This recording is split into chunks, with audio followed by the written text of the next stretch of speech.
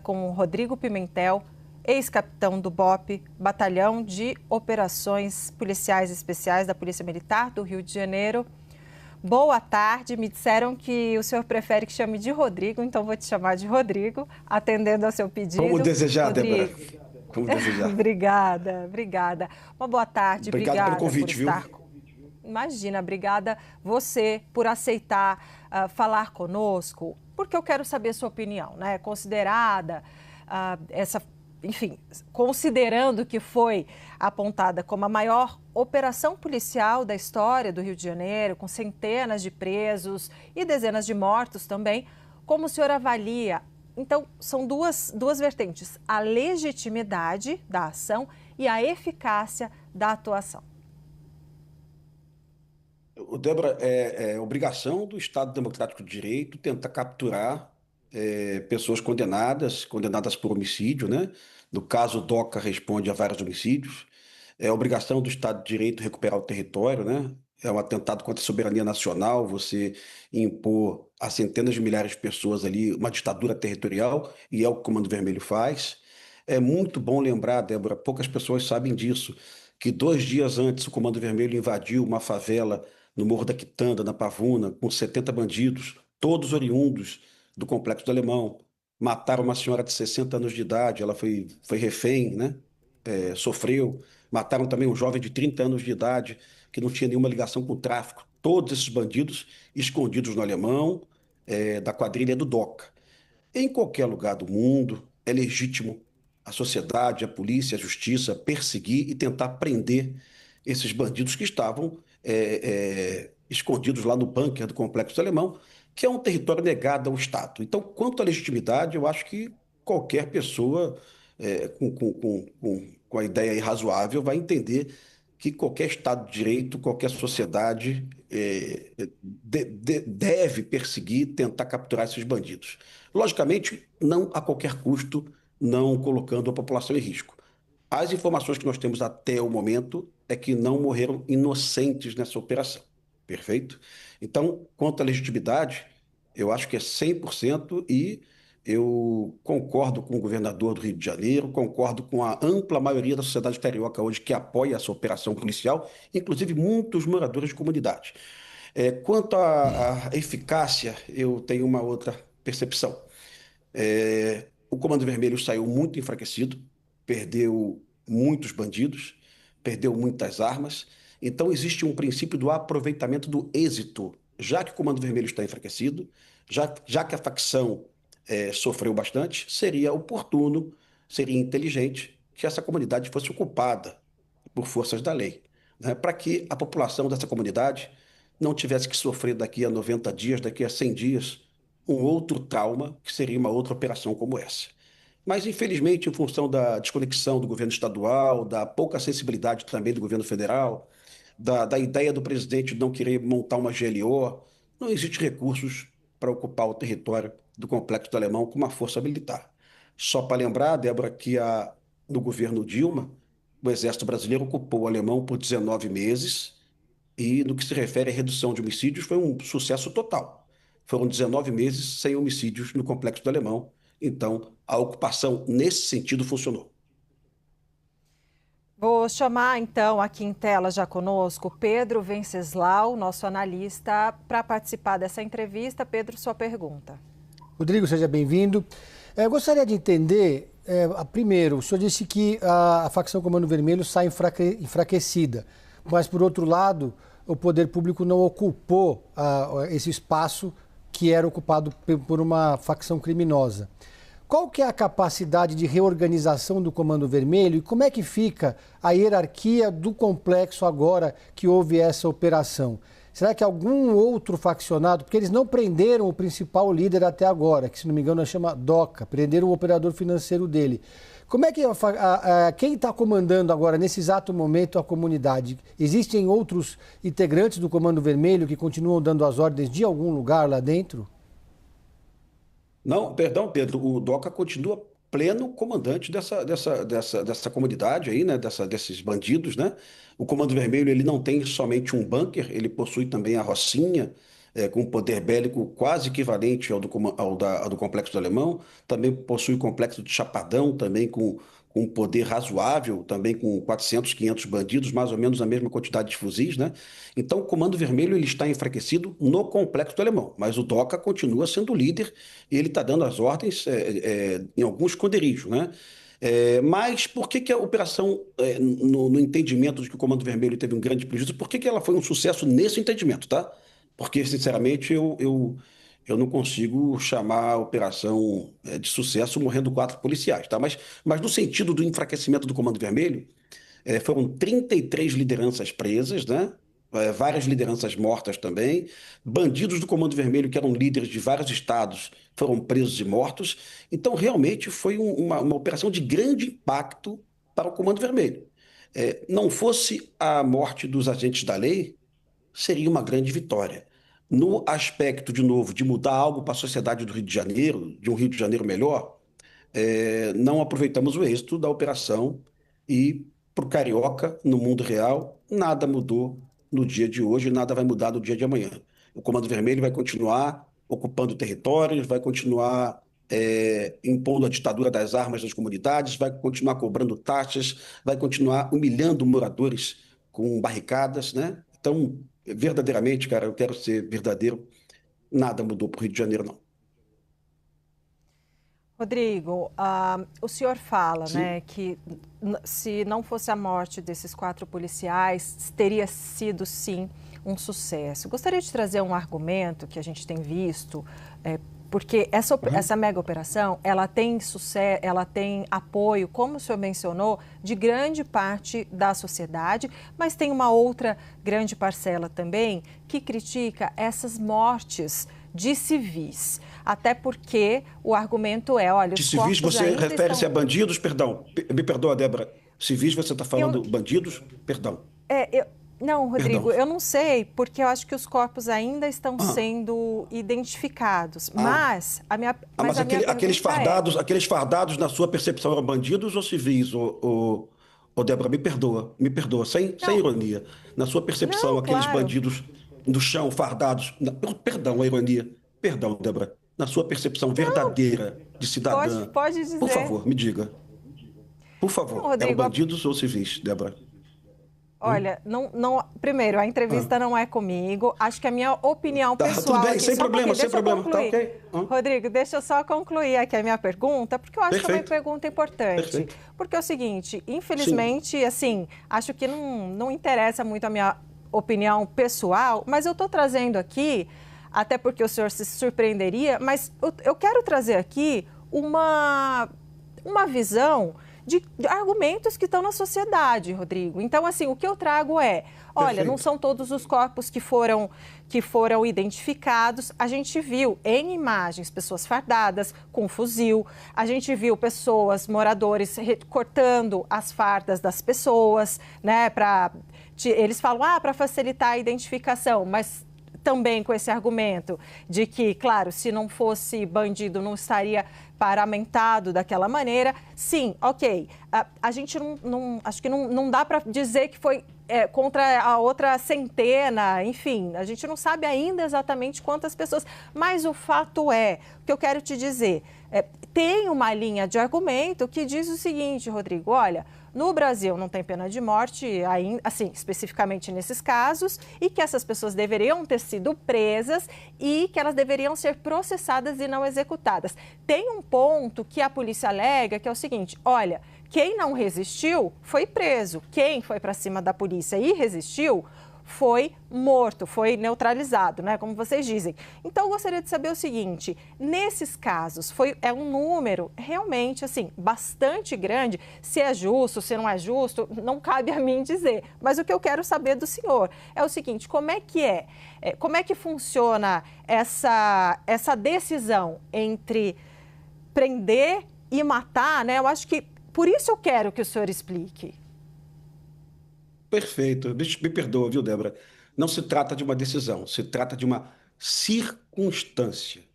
Eu queria dizer para colegas jornalistas, muitos que eu admiro, que não é bandido e polícia, como na Itália, como na França, como na Bélgica, como na Argentina. É um conflito armado não internacional. E eu vou te explicar por quê, te dando o conceito. Domínio de um território amplo por mais de 20 anos.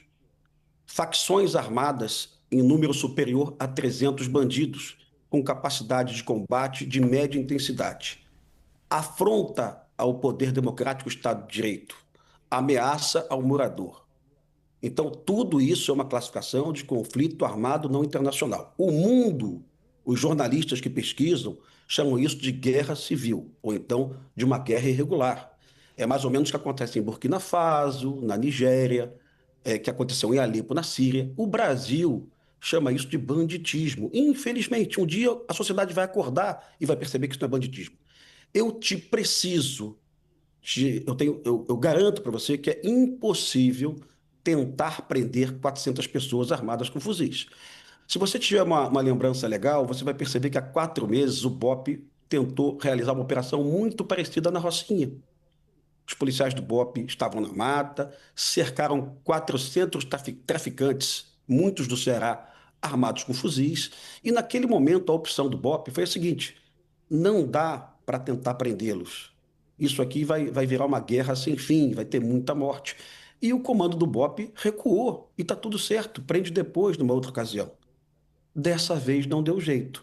Mas eu queria lembrar a você, muito importante, que você também disse aí, tá? Você foi correta e justa, honesta, que 87 bandidos se renderam e foram presos e algemados, né? Eu queria lembrar para você que há poucos meses o BOP prendeu nessa favela 7 bandidos armados com fuzis. Todos se renderam e foram presos. Então o BOP não é uma tropa de assassinos e matar não é uma opção, como muitos colegas jornalistas sugerem. É uma circunstância. Uma operação na mata, com pouquíssima luminosidade, com 400 bandidos atirando de fuzil. O BOP está em proteção de defesa. A gente chama de martelo e bigorna, não é o tal muro do BOP, não. Eu acho que o colega se expressou de uma forma errada. É uma tática militar de martelo e bigorna. Mas leve em consideração que isso não é uma operação policial. Isso é uma operação de guerra. Se a gente considerar uma operação policial, você vai pensar sempre no excludente de licitude, na legítima defesa, mas não é. É uma operação de guerra e Lewandowski não acordou para isso, boa parte do jornalismo brasileiro ainda não acordou para isso. Mas essa é a verdade. Em lugar nenhum do mundo existe um confronto de 400 bandidos armados com fuzis. Lugar nenhum no mundo, viu? No mundo.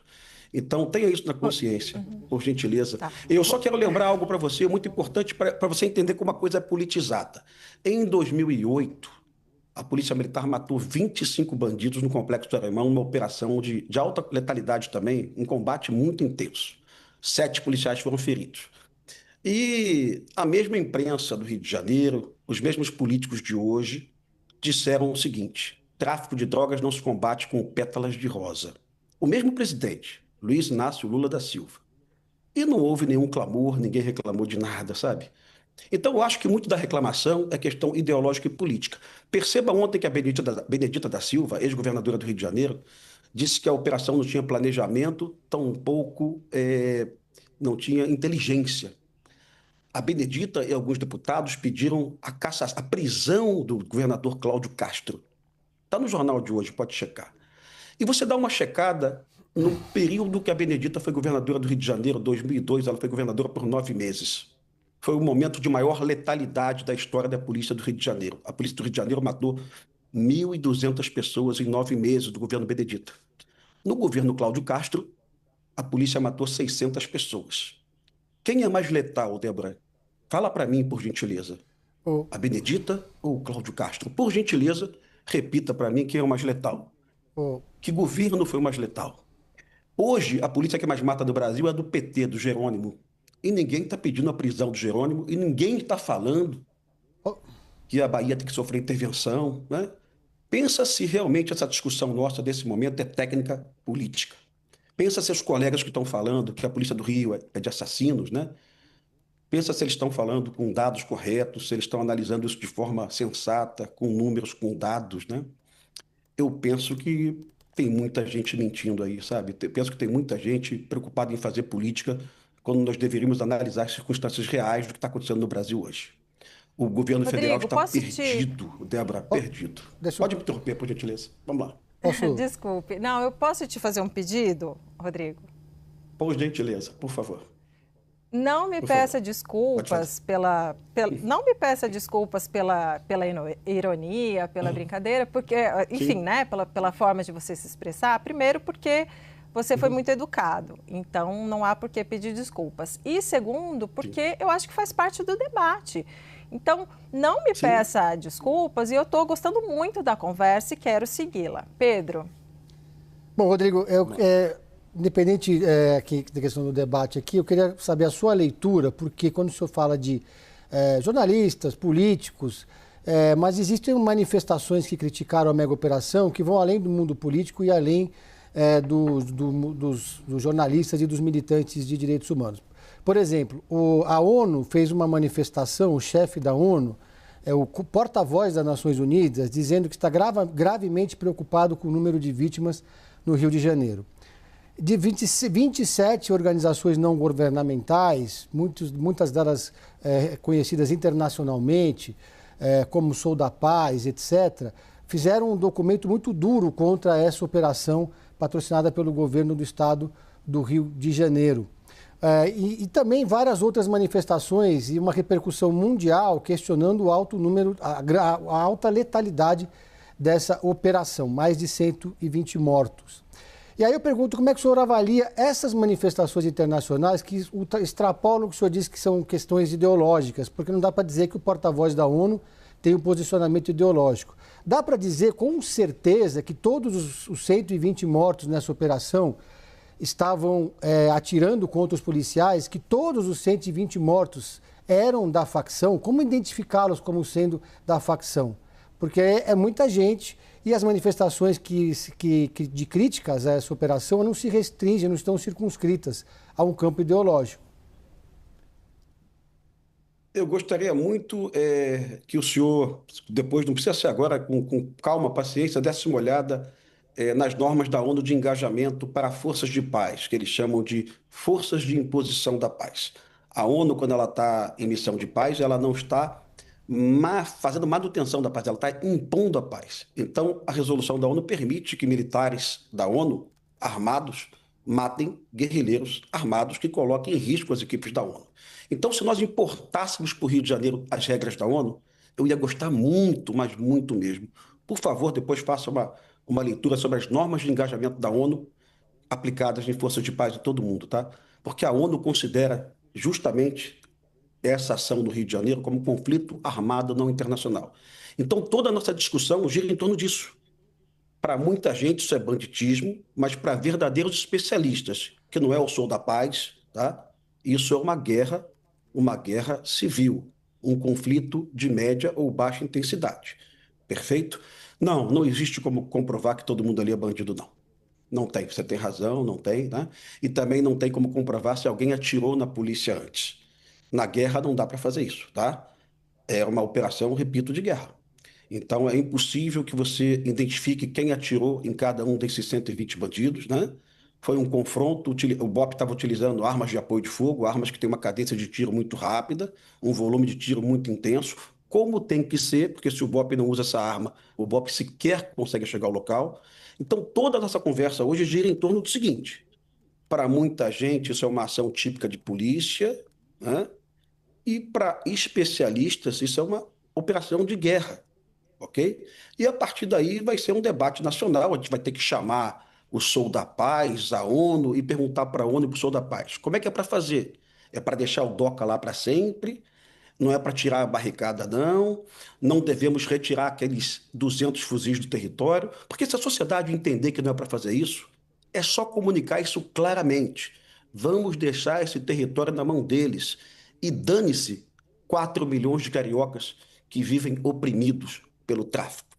Porque muito dessas ONGs aí, Sou da Paz, aí, não conhecem a realidade das comunidades do Rio de Janeiro. Você não imagina a quantidade de morador que está sendo solidário à operação. Você não consegue imaginar. Você não consegue imaginar a imagem de um policial do BOP retirando uma barricada e a moradora oferecendo um copo de água gelada para o policial e abraçando o policial e dizendo: essa barricada estava aqui há 2 anos. Muito obrigado por você resgatar a minha dignidade. Isso está no YouTube, depois o senhor pode consultar. Então, a avaliação dessas pessoas do Sou da Paz, eu acho que é uma avaliação bem distante do que é a realidade de um morador que vive oprimido, que paga taxa para o Comando Vermelho, que paga R$ 50 a mais do botijão de gás, que tem que passar por uma barricada, que não tem direito a receber o SAMU em casa, que não tem direito à limpeza urbana. E o Lewandowski nunca falou sobre barricada até hoje. Boa parte da imprensa brasileira, não você, viu, Débora? Não você, viu, Pedro? Boa parte da imprensa brasileira ignora e que existe uma barricada, que 4 milhões de pessoas vivam subjugados à ditadura do Comando Vermelho. Isso tem que ter um fim. Isso tem que ter um fim. A sociedade não pode aceitar isso e eu tenho que explicar para a sociedade que não se trata mais de banditismo, de polícia e ladrão, é uma guerra civil que nós vivemos no Rio de Janeiro. E que bom, hoje o Procurador-Geral de Justiça do Rio de Janeiro falou basicamente o que eu estou falando para vocês aqui. Que bom que já tem gente entendendo que a realidade do Rio é diferente das que as pessoas aí da ONG Sou da Paz imaginam. Rodrigo, a gente, pelo horário, tem que encerrar a entrevista, mas eu não quero encerrar, não. Então, eu vou te fazer mais uma pergunta. Estou insubordinada hoje, vou te fazer mais uma pergunta, porque eu acho que é muito Sim. importante. Eu estou gostando muito da nossa troca. É o seguinte, Sim. eu gostaria que o senhor... existe uma discussão aqui no Congresso falando sobre a necessidade ou não de caracterizar essas facções criminosas, como o Comando Vermelho, o PCC, como organizações terroristas, já que o senhor está falando em guerra, né? Organizações terroristas. Gostaria de saber sua opinião sobre isso e que o senhor trouxesse da sua experiência como age o Comando Vermelho não só com a comunidade, mas, enfim, nos seus tribunais, né, nos seus tribunais do crime, na questão da tortura. Traz um pouco para a gente do que é o Comando Vermelho, não da história, mas do modo de agir. Ô, Débora, também desconhecido pelo ministro Ricardo Lewandowski, as facções hoje não sobrevivem mais de maconha e cocaína, elas sobrevivem da exploração do território, tá? E a partir do território dominado, eles vão cobrar todo tipo de taxa, eles vão acabar com o empreendedorismo, né? Você viu recentemente, foi notícia de jornal, um jovem em Fortaleza assassinado pelo Comando Vermelho porque ele vendia churrasquinho e não quis pagar uma taxa de R$ 1.000 por mês. Ou seja, o Comando Vermelho acabou com a atividade econômica local, com o microempresário, né? Então, o Comando Vermelho hoje não é maconha e cocaína, é R$ 50 a mais no bujão de gás, é o sinal de TV de internet que eles roubaram das empresas de internet legalizadas, né? Queimaram empresas, né? Então, é muito mais do que as pessoas imaginam. E eu peço que depois, com calma também, paciência, as pessoas lembrem-se do Rio de Janeiro em outubro de 2002, governo Benedita. O Comando Vermelho metralhou 4 escolas municipais. É só buscar os jornais, que está lá. Uma facção que vende maconha e cocaína, que explora o território, atacar escolas municipais, atacar um shopping center, o Rio Sul Shopping Center em Botafogo, atacar um Palácio Guanabara. Pelo amor de Deus, o nome disso é terrorismo em qualquer lugar do planeta. Porque essa atividade não tem razão econômica. Essa atividade é colocar o Estado de joelhos. O Lewandowski acha que não, mas ele está totalmente equivocado. Você vai escutar um dia um juiz pesquisador do Espírito Santo, o juiz Eduardo Lemos, né, que escreveu um brilhante livro, Terrorismo à Brasileira, que ele pega as ações do PCC e do Comando Vermelho, transfere para legislações europeias, Bélgica, Holanda, Itália, Portugal, Espanha, Estados Unidos, Canadá, Japão, e lá essas ações se encaixam perfeitamente na definição de terrorismo. Então, o Lewandowski insistir que isso não é terrorismo, ele está totalmente equivocado. Ele desconhece que o Comando Vermelho atirou em escolas municipais. Ele desconhece que o Comando Vermelho queimou uma senhora dentro de um ônibus no Rio de Janeiro em outubro de 2002. Não deixaram a senhora sair e colocaram fogo no ônibus. A governadora do Rio de Janeiro, à época, era Benedita. Pelo amor de Deus, não dá mais para classificar isso como banditismo. Isso não tem intenção de buscar recurso financeiro. Isso é para colocar o Estado de joelho. Isso é para afrontar os governantes, a democracia, o Estado de Direito. Isso é para levar medo e pânico às periferias. Isso é terrorismo, sim. E a gente não pode trazer a ideologia para isso, nem a direita, tampouco a esquerda. E a ideologia é trazida o tempo todo. Você falou do Sou da Paz. O Sou da Paz não criticou a operação do Morro do Alemão em 2008, eu tenho que dar uma olhada, mas acho que não. A OAB não criticou a operação de 2008, quando o presidente era Lula. Aliás, o Lula, Débora e Pedro, em 2008, disse que tráfico de drogas se combate com pétalas, não se combate com pétalas de rosa. O Lula, em 2008, numa operação no Alemão, onde 25 bandidos morreram, ele disse: o tráfico não se combate com pétalas de rosa. Por que muda tudo de repente? Por que sai o Sérgio Cabral, entra o Cláudio Castro, tá? E eu não votei nele, já falei isso aqui. Por que tudo muda? Por que a análise passa a ser diferente? Me parece um pouco de mentira dessas pessoas, viu? Sabe, eu acho que realmente isso não faz sentido, não. Temos que trazer a razão, os números e os fatos. É muito ruim a operação policial, viu, Pedro? O morador odeia a operação policial. É algo muito constrangedor um helicóptero voando em cima da sua laje. Pior do que a operação policial, tu ter uma barricada na porta da sua casa e você não poder chamar o Uber, porque o Uber não chega lá. Isso é realmente uma afronta à soberania nacional. E se o PT não perceber isso, a gente vai ter uma ruína nas periferias do Brasil. Vivemos hoje, Pedro, um êxodo urbano de guerra, chama-se deslocamento de guerra, é uma tragédia humanitária. São centenas de famílias expulsas de suas casas, das periferias de Maranguape, de Fortaleza, e você não vê a imprensa brasileira empenhada em contar essa história. São pequenas matérias dispersas, sem muitas análises, né? Com pouquíssimo tempo. As pessoas preferem mais cobrir as mortes no Alemão e ninguém quer falar do drama de brasileiros expulsos de suas casas pelo Comando Vermelho em Maranguape. Êxodo de guerra, tragédia humanitária, ignorado pelo Instituto Sou da Paz, ignorado pela ONU, ignorado pela boa parte da imprensa. É uma vergonha. Nós conversamos com Rodrigo Pimentel, ex-capitão do BOPE, Batalhão de Operações Policiais Especiais da Polícia Militar do Rio de Janeiro, e eu já deixo um convite. Eu quero que o senhor volte. O senhor volta? Quantas vezes eu fui convidado? Muito obrigado, viu, Pedro, Débora também. E desculpa pela emoção, viu? Perdi um colega de 25 anos de polícia que eu conheço desde 1999. Aliás, não um pai de família, um avô.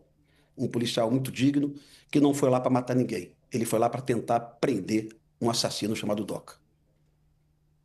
Nossos sentimentos. Muito obrigada pela entrevista e um bom trabalho para o senhor. Obrigado. Obrigada, Pedro Venceslau, também.